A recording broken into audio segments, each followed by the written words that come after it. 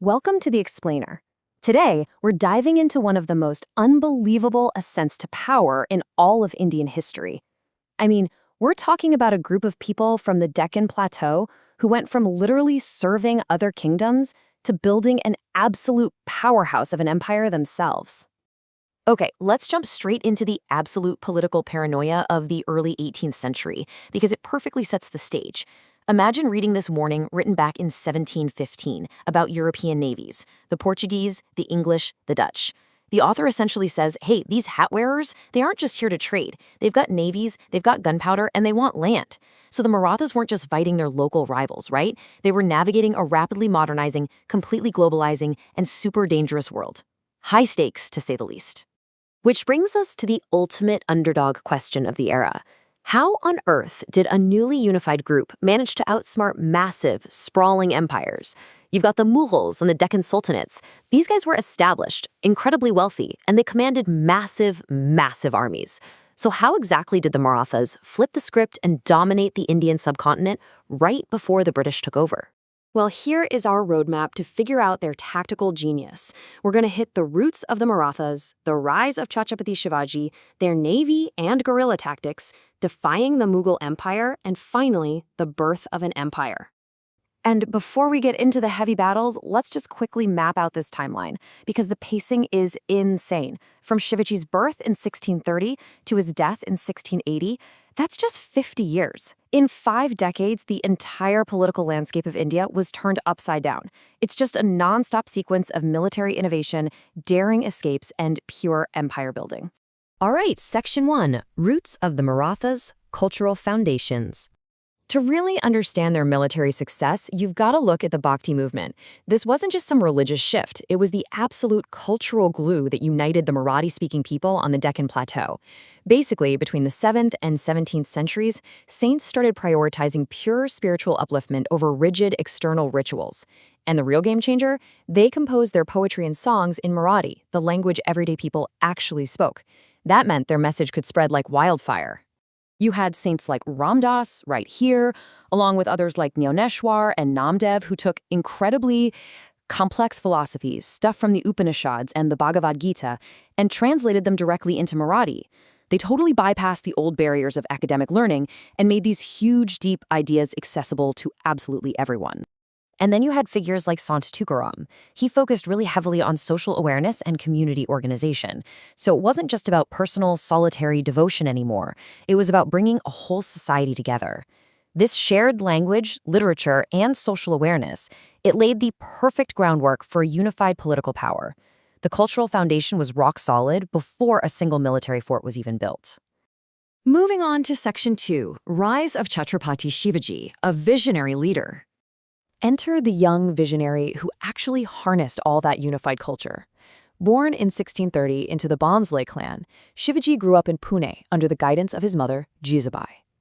Now, at this time, the region was just being torn apart by infighting among the Deccan sultans. Shivaji saw the toll this took firsthand. And remarkably, he didn't just sit back.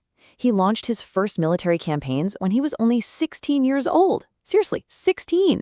He started systematically capturing neglected, unoccupied forts to build his vision of Swaraja, a completely sovereign, independent kingdom.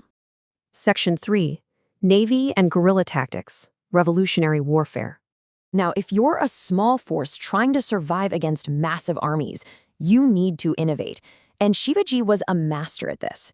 Expanding toward the west coast, he recognized a huge blind spot his massive rivals had missed. He went ahead and established a dedicated, full-time navy to protect coastal resources. Honestly, this was revolutionary for the time. Even the mighty Mughals and the Bijapur Sultanate didn't bother maintaining a full-time coastal navy. The Maratha built these stunning naval fortifications and secured a massive strategic advantage. Back on land, they fully embraced asymmetric warfare.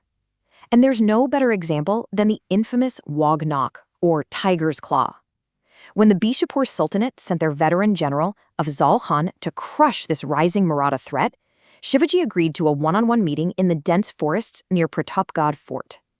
Using this tiny, easily concealed weapon in close-quarters combat, Shivaji managed to take down Afzal Khan. But it didn't end with that close combat victory. Right after that, his super-agile forces, who had been completely hidden up in the mountains, used guerrilla warfare to absolute perfection. They used lightning speed, total surprise, and their intimate knowledge of the rugged terrain to completely rout the much larger traditional enemy army. That right there was the ultimate Maratha playbook. You don't fight the giants on their terms. You use the environment against them. Section 4. Defying the Mughal Empire. The ultimate challenge. Okay, so after a powerful Mughal nobleman named Shaista Khan invaded Maratha territories and just camped out there for 3 years, Shivaji had finally had enough. Taking only a handful of soldiers, he executed this incredibly daring, swift night raid right into the heart of Shaista Khan's camp. The attack was so fast and so precise, it's honestly like reading about a modern-day surgical strike. Shaista Khan barely made it out alive, literally losing a few of his fingers in the chaos, and he immediately fled the region. But Shivaji was just getting started. In retaliation for that 3-year invasion, he marched straight on Surat, which was this incredibly wealthy port city of the Mughal Empire. He sacked the city, seizing an absolute mountain of treasure worth almost 1 crore rupees. That is a staggering, almost unbelievable sum for the 17th century. But here's the interesting part. Even in the middle of this massive raid, he remained highly strategic and disciplined. He strictly ordered his men to spare religious sites and the home of a known charitable man named Mohandas Parekh. So this was not just some minor local skirmish. It sent massive shockwaves through global trade networks. It was such a big deal, it actually made the news globally in the London Gazette. But of course, it was a huge insult to Mughal prestige. Emperor Aurangzeb was absolutely furious, and he sent his absolute best commander, a distinguished Rajput general named Jai Singh, to deal with it. Jai Singh actually succeeded. He backed the Marathas into a corner at Purandar Fort and forced them to concede. A super tense treaty was signed, meaning Shivaji had to give up a large chunk of his kingdom, and his own son, Sambhaji, had to enter into Mughal service. That tense treaty eventually led to a visit to the Mughal court in Agra, where things went south quickly. Shivaji was insulted and then put under strict house arrest by Aurangzeb. But you really can't keep a master strategist down for long. Shivaji orchestrated what is basically a legendary movie-level heist escape. He started having these huge baskets of sweets and fruits sent out every single day as gifts to holy men. Once the guards got totally bored and stopped checking the daily baskets, Shivaji and his son just climbed inside them and literally walked right out the front door, totally unnoticed. It's brilliant. And the crazy part? Aurangzeb never managed to capture him again. Finally, Section 5, Birth of an Empire, Formalizing Power. In 1674, high up at the stunning mountain fortress of Raigad, he was coronated with full Vedic rites. He officially took the title Sri Raja Shiva Chhatrapati, and he even started his own era, which marked the formal official beginning of the Maratha Empire. Just think about that. The 16-year-old boy who started out capturing abandoned forts had officially forged an independent, sovereign state against all odds. So, as we wrap up this explainer, I want you to really ponder the incredible mind of this underdog strategist.